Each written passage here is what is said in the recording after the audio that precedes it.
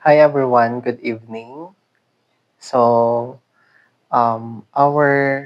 RQA for Teacher 1 position supposed to be May 13 yung release and posting ng result.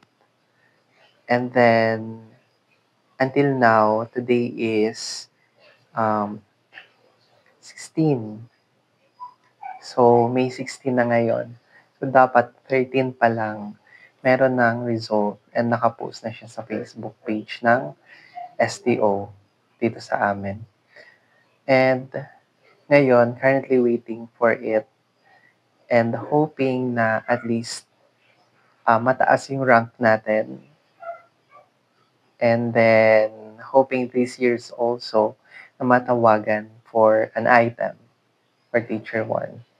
So, yun lang siguro yung life update ko ngayon. So, let's see. I will try to update you guys. So, ngayon, hanggang dito na lang muna. Good night.